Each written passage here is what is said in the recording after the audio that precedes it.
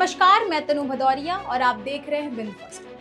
प्रहलाद जोशी जो भारत के नए शिक्षा मंत्री बने, उन्होंने जब मंत्रालय का पदभार संभाला तो अधिकारियों के साथ अपनी पहली बैठक की तस्वीरें सोशल मीडिया पर साझा की गई। उन्होंने खुलकर माना कि यह विषय मेरे लिए एकदम नया है और मैं फिलहाल इससे खुद को ढालने और समझने की कोशिश कर रहा हूँ। अब सवाल यह है कि क्या देश की जनता भी नए शिक्षा मंत्री के ट्रैक रिकॉर्ड से वाकिफ होने की कोशिश कर रही है?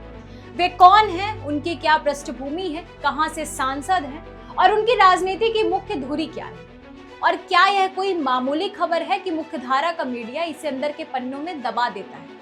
संसद के भीतर राहुल गांधी और प्रियंका गांधी ने उन पर सीधा हमला बोलते हुए कहा कि एक ऐसे व्यक्ति को शिक्षा मंत्रालय सौंपा गया है जिन्होंने बलात्कार और हत्या के मामले में सजा काट रहे 11 दोषियों की समय से पहले रिहाई का बचाव किया।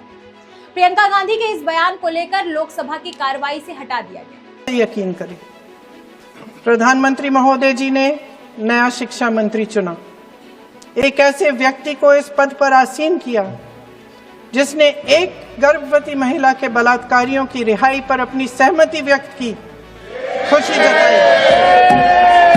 देश की करोड़ों लड़कियों को प्रधानमंत्री जी ने क्या संदेश दिया? जिसके बाद प्रहलाद जोशी ने खुद अध्यक्ष से शिकायत की, लेकिन जो बातें संसद के रिकॉर्ड से हटा दी गई वे आज सोशल मीडिया पर खुलकर तैरती हैं। दूसरी तरफ मीडिया के बड़े हिस्से में जैसे ही प्रहलाद जोशी के मंत्री बनने की खबर आई, उनके कसीदे पढ़े जाने लगे।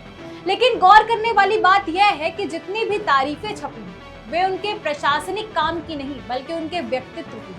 जो नेता 2019 से लगातार मोदी सरकार में कैबिनेट मंत्री बना रहा, उसके काम का रिपोर्ट कार्ड पेश होना चाहिए, लेकिन मीडिया उन्हें क्राइसिस मैनेजर, चुनावी रणनीतिकार, सौम्यभाषी और लो प्रोफाइल रहने वाला संगठनकर्ता बता रहे हैं। अगर आप धर्मेंद्र प्रधान की प्रोफाइल पढ़ेंगे तो आपको लगेगा कि आप प्रहलाद जोशी के बारे में ही पढ़ रहे हैं। दोनों के बारे में एक जैसी बातें लिखी जाती है कि वे अपने राज्य कर्नाटक और उड़ीसा का मुख्यमंत्री बनने की चाहत को दबाकर केंद्र में काम संभाल रहे हैं। लेकिन अगर मीडिया की इन तारीफों से इतर जमीनी हकीकत देखें तो संगठन की क्षमता का सच कुछ और ही कहानी बयां करता है।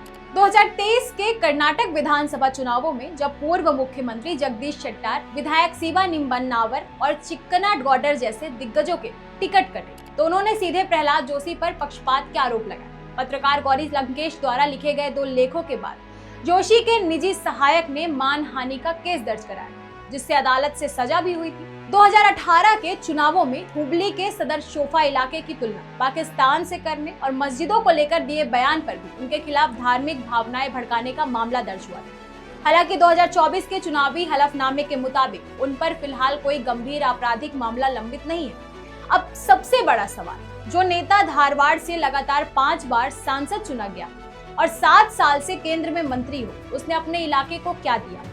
डेक्कन हेराल्ड में श्रीनिधि आर की एक रिपोर्ट के अनुसार धारवाड़ और बेलगावी के बीच की दूरी को 3 घंटे से घटाकर 1 घंटा करने वाला रेल प्रोजेक्ट पिछले 40 सालों से अटका हुआ है। 2019 की केंद्र सरकार ने 73 किलोमीटर लंबी इस लाइन को मंजूरी दी थी, लेकिन सितंबर 2025 की रिपोर्ट बताती है कि 533 हेक्टेयर जमीन का अधिग्रहण न हो पाने के कारण यह परियोजना आज भी ठप पड़ी है।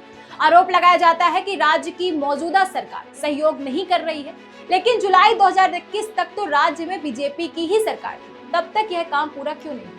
प्रहलाद जोशी के राजनीतिक सफर की शुरुआत 1994 के हुबली ईदगाह मैदान विवाद से मानी जाती है। उमा भारती के दौर में कर्फ्यू तोड़कर तिरंगा फहराने की घटना में पुलिस फायरिंग हुई, जिसमें 6 लोगों की जान गई और दंगे फैले। इसी दौर में बीजेपी की सीटें 1989 की 4 सीटों से बढ़कर 1994 में 44 तक पहुंची और जोशी की पहचान उत्तर कर्नाटक में मजबूत हुई। अगर उनके पिछले मंत्रालय नवीकरणीय ऊर्जा की बात करें तो 2025 के टाइम पत्रिका ने उन्होंने दुनिया के 100 सबसे प्रभावशाली जलवायु नेताओं में शामिल किया।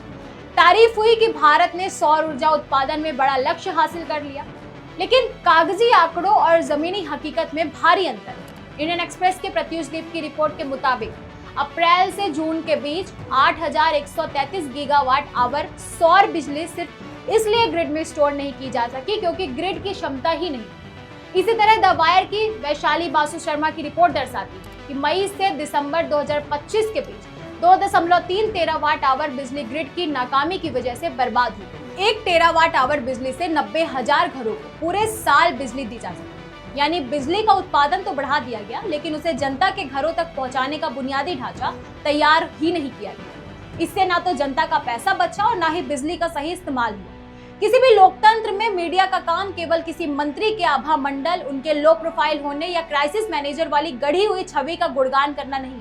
असली पत्रकारिता आंकड़ों, नीतियों और उनके जमीनी असर का हिसाब मांगने में। अब देखना यह होगा कि शिक्षा जैसे संवेदनशील विभाग मिलने के बाद प्रहलाद जोशी इस नए विषय को समझकर देश के छात्रों और शिक्षा व्यवस्था के लिए कितना ठोस काम कर पाते हैं। और साथ ही यह भी देखने वाली बात होगी कि क्या शिक्षा नीतियों को तय करने में आरएसएस का हस्तक्षेप और वैचारिक दखलंदाजी पहले की तरह हावी रहती है या फिर मंत्रालय पारदर्शी और स्वतंत्र रूप से काम करेगा। क्या हमें केवल हेडलाइंस और पीआर प्रोफाइल देखकर राय बना लेनी चाहिए या फिर बुनियादी सवालों पर जवाब मांगना चाहिए? आपके इस पर क्या राय है, कमेंट सेक्शन में जरूर बताएं। देखते रहिए विंद फर्स्ट। धन्यवाद।